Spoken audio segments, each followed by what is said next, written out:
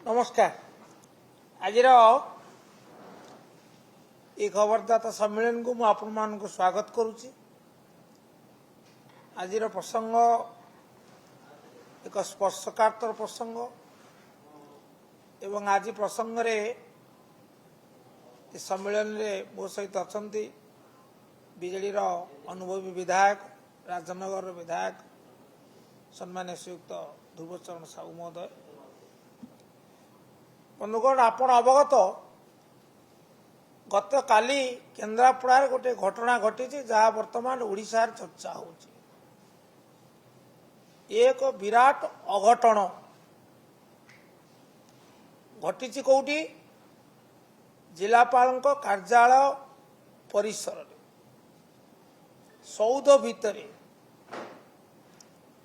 जड़े युवक आत्महत्या कर सीढ़ी स्टेयर केस रेलिंग रे बेकरे गामुचा बांधी से आत्महत्या कर किए से युवक जड़े अनुसूचित जातिर युवक श्रीचंदन दास घर तांकर डेराबिस ब्लॉक घर तांकर बेणीपुर पंचायत राईतुंडी गाँ एबे किंतु समाने केन्द्रापड़ा म्युनिसिपालिटी 10 नंबर वार्ड रो हमर बासड़ी साई रे तांग बापा सहित से रोते जिलापाल कार्यालय परिसर ता भीतर आत्महत्या। प्रथमे मु आम तरफ मु एवं सम्मान्य ध्रुव तरफ आम विजु जनता दल तरफ एवं आमर प्रिय नेता श्रीयुक्त नवीन पट्टनायक तरफ ये घटना आमे गभीर समवेदना प्रकाश करुचु शोक संतप्त परिवार प्रति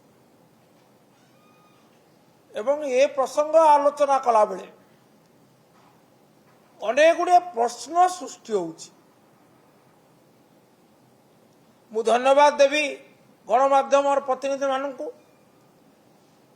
समस्त गणमाध्यम मुद्रित हो बा से दृश्य श्राव्य हो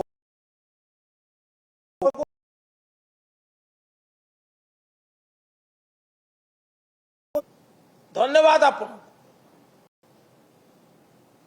कथा होची जिलापाल कार्यालय परिसर रे जड़े आत्महत्या आत्महत्या को जदि प्रथमे आपण विचार को नेबे कहीं जड़े आत्महत्या करिवो जितेबेले तार व्यवस्था उपर आस्था तुटी जीवो जितेबेले तार आत्मविश्वास अपहृत हो जीवो जितेबेले से अन्यायर शिकार हबो अविचार शिकार हम अनन्य पाई से आत्महत्या करने को बाध्य हम तेणु ये कौन सूचना दौर ये सूचना दौर निष्कंप कंठरे निनादित करुच्ची कथा जे सरकारी व्यवस्था उपरे तार आस्था तुटी थिला युव बंधुंकर आस्था तुटुची न्याय व्यवस्था ठीक भावरे कार्यक्षम हेउना ताकू निराश होगा पड़ा सी हताश है एवं से आत्महत्या कला। तेणु ये सरकार को प्रति एक आह्वान नुहे कि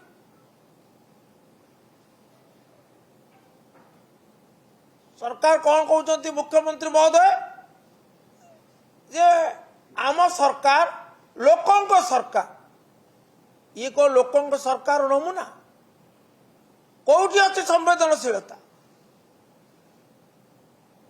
ये हूँ दुर्भाग्य। ये प्रथम प्रश्न बेदरदी सरकार संवेदनहीन सरकार एवं संपूर्ण भाव ଅକ୍ଷମଣୀୟ ଭାବରେ ଉଦାସୀନ ସରକାର, ତ୍ରୁଟିପୂର୍ଣ୍ଣ ବ୍ୟବସ୍ଥା। ଦ୍ୱିତୀୟ କଥା ହେଉଛି ସରକାରୀ ଦପ୍ତର, ଜିଲ୍ଲାପାଳଙ୍କ କାର୍ଯ୍ୟାଳୟ, ସର୍ବୋଚ୍ଚ ସରକାରୀ ଦପ୍ତର ଗୋଟିଏ ଜିଲ୍ଲାରେ, ସେଠି ଜଣେ ଆତ୍ମହତ୍ୟା କରିବ, ସୁରକ୍ଷା ବ୍ୟବସ୍ଥା କୋଉଠି ଅଛି? ଆମର ତ ପ୍ରଶ୍ନ ହେଉଛି ଯେ ଯଦି ଏପରି ତ୍ରୁଟି ରହିବ ତାହେଲେ ସରକାରଙ୍କର ଗୁରୁତ୍ୱପୂର୍ଣ୍ଣ ନଥିପତ୍ର ସବୁ ସୁରକ୍ଷିତ ତ? କେହି ଜଣେ ନାହିଁ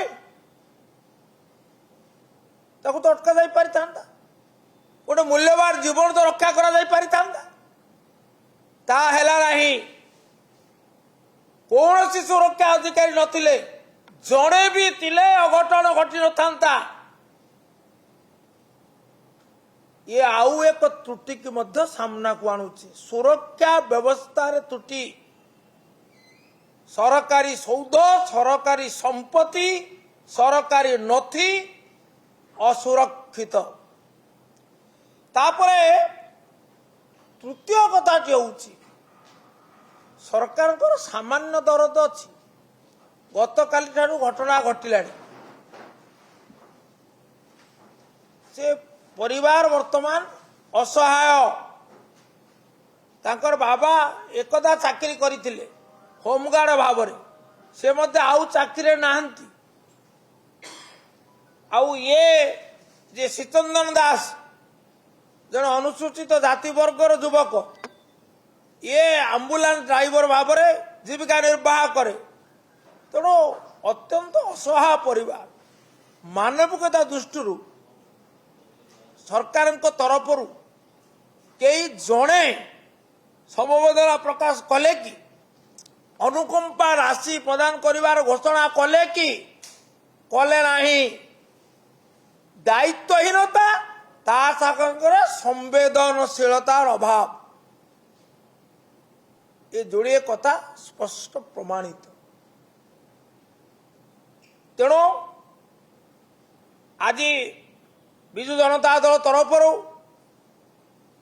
ଜିଲ୍ଲା ବିଜେଡି ସଭାପତିଙ୍କ ନେତୃତ୍ୱରେ ଗୋଟିଏ ବଡ଼ ପ୍ରତିନିଧି ଦଳ ଜିଲ୍ଲାପାଳଙ୍କୁ ଭେଟି 3ଟି ଦାବି କରିଛି, ଯେଉଁ ଦାବି ସହିତ ଆମେ ଏକମତ। ପ୍ରଥମ ଦାବି ହେଲା ପରିବାର ପ୍ରତି ସମବେଦନା ପ୍ରକାଶ କରିବା ସହ ଅବିଳମ୍ବେ ସର୍ବନିମ୍ନ 10 ଲକ୍ଷ ଟଙ୍କାର ଅନୁକମ୍ପା ରାଶି ପ୍ରଦାନ କରାଯାଉ। ଦ୍ୱିତୀୟ ହେଲା ଏ ଘଟଣା କୋଉଥିପାଇଁ ଘଟିଲା, କୋଉଥିପାଇଁ ଆଜି ସାରା ଜିଲ୍ଲାରେ ଏପରିକି ସାରା ରାଜ୍ୟରେ ଚର୍ଚ୍ଚାର କାରଣ ହେଲା।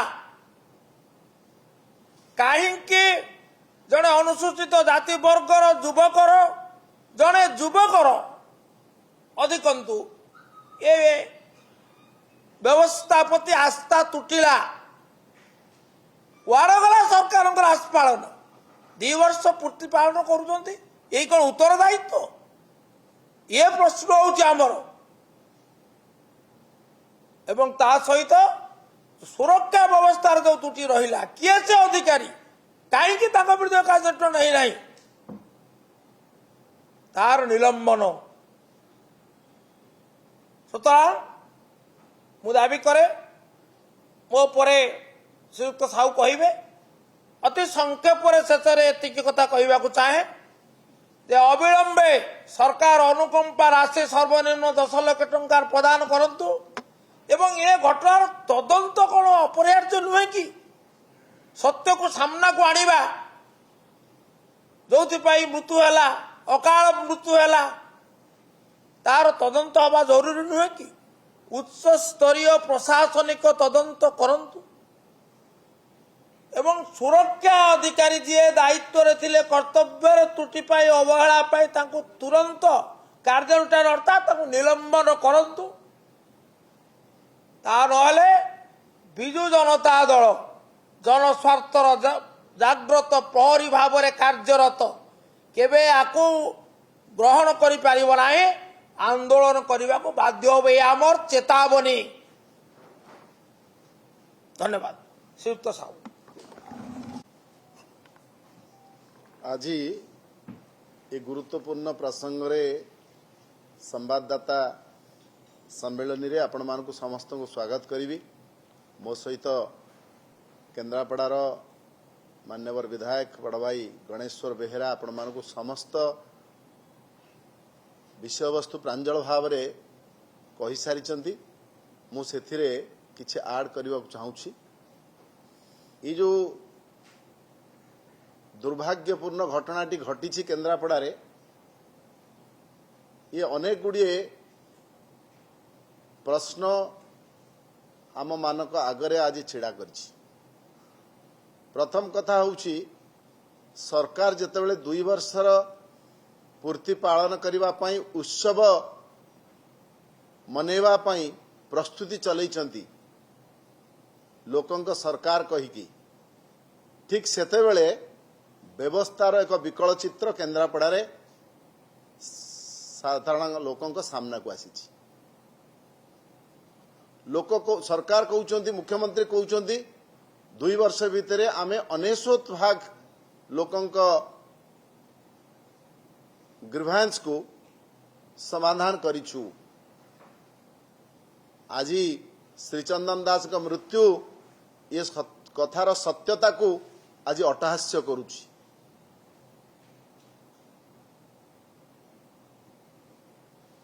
द्वितीय प्रश्न होउछि जिलापाल कार्यालय जिलापाल होउचंती सरकार प्रतिनिधि जोटी लोक न्याय पाइबा पई दौड़ी जाइथांती जोटी सुरक्षार व्यवस्था कड़ाकड़ी थाए सेठी जने युवक आत्महत्या कला केमिति सुरक्षा बल गला कुआडे जहा गणेश्वर भाई कहउथिले सेठी कोन केही जने नथिले एभली गोटे मूल्यवान जीवन को बंचे देवा पई अटकेवा पई। तृतीय कथा होउछि व्यवस्था प्रति जेतेबेले जनकर विश्वास त्रुटि जीव से एभली चरम निष्पत्ति नब आत्महत्या कला भली। तेणु आज ये 2 वर्ष भितरे व्यवस्था विपर्यस्त होईछि। साधारण लोकों को ठका जाउछि खाली भाषण रे रंग मारिकी मिछ कथा कहिकी लोकों को प्रतारित करिवा सब बेले चलिबो नाही। आज श्रीचंदन दास कर आत्महत्या सरकार को आंगुली निर्देश करुछि। तेणु सरकार आज ये काठगड़ार छिड़ा होइचंती केन्द्रापड़ा भली गोटे गुरुत्वपूर्ण जिले रे एभली एक दुर्घटना बा अघटन घटी आमे बिजू जनता दल पक्षरु आकु घोर निंदा करुचु। से परिवार प्रति आमर समवेदना ज्ञापन करुचु। आज जिला सभापति नेतृत्व रे जो 3 दफा दाबी संबलित दाबी पत्र जिलापाल को दिया जाइछि जे से परिवार को 10 लाख टंकार अनुकंपा राशि प्रदान करा जाऊ। दोषी विरुद्ध रे दृष्टांतमूलक कार्यानुष्ठान ग्रहण करा जाऊ बा गिरफ करा जाऊ एवं आर गोटे तदंत हो उच्च पदस्थ प्रशासनिक तदंत हो। ये दाबी जदि सरकार तुरंत न मानती न कार्यानुष्ठान ग्रहण करती बिजू जनता दल नीरव होई बसिबो नाही। बिजू जनता दल राजरास्ता को ओल्हेइबो। श्रीचंदन दास भली ओडिशार शह शह लक्ष लक्ष गरीब युवक मानकु न्याय प्रदान करबा पई बिजू जनता दल राजरास्ता को ओल्हेइबो एवं ए आंदोलन को आहुरी तीव्र आहुरी व्यापक करिबो। धन्यवाद।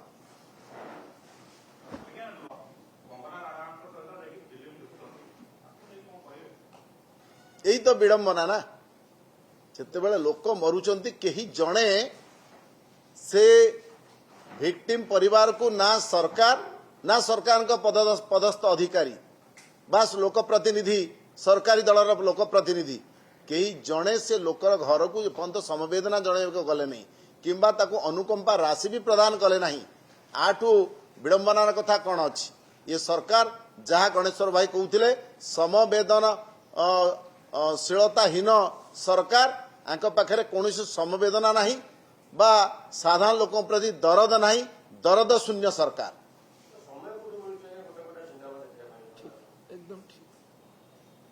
से उपभोग करने क्षमता को आसी लोक सेवा करने नुहे लोक साधारण लोक स्वार्थ जगिबा नुहे उपभोग करने एमाने सरकार को आसी कौन आशा करा जाई परिबा आउ?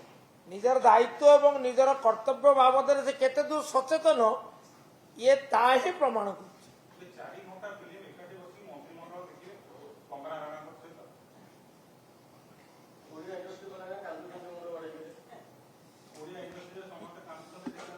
लोके विचार कर ये हूँ लज्जा ये गोटे केन्द्रापड़ा घटना नुह आज जो देखिए आप गणमाध्यम तो प्रसार करुँच अल्प दिन तले राजनगर तालचुआ थानार जड़े असहाय महिला को केमती निर्यातना दिगला तेणु सरकारी जितेबले सरकारी बड़पंडा माने मंत्री माने फिल्म देखुं 4-4 घंटा सेतबले सरकारी अधिकारी से ऊपर मुहाई जाइछन्ति। या सहित आली ब्लॉक रो महादेव पाटनार गोटे युवक को किसी दुर्वृत्त आसी टेकिनेले गाँ लोक छिड़ा हेले प्रतिवाद करने बंदूक देखले टेकिनेले तापर से कुआड़े गला पता मिलला नहीं गत काली तार मृतदेह मिली कौन ये शासन अच्छी आईन शासन अच्छी this is nothing but lawlessness संपूर्ण अराजकता ये हूँ शासन चित्र शासन चेहरा लोके विचार कर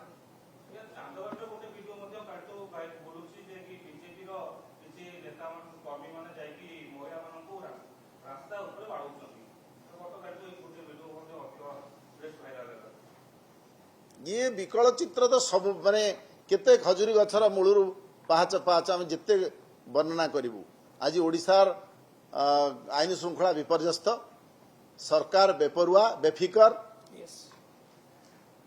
तेणु विजु जनता दल आज सचेतन करुच्ची सतर्क कराऊँ आपण जरिया आउ बेसी दिन आम नीरव ही बसी पारिबु नाही आम राजरास्ता को ओह्लैबु आंदोलन आहरी तीव्र हब एथिपाई सरकार दायी रही। धन्यवाद। समस्त घटना को विजु जनता दल तीव्र निंदा करुचे एवं यार प्रतिवाद रे जन आंदोलन करने संकल्प ग्रहण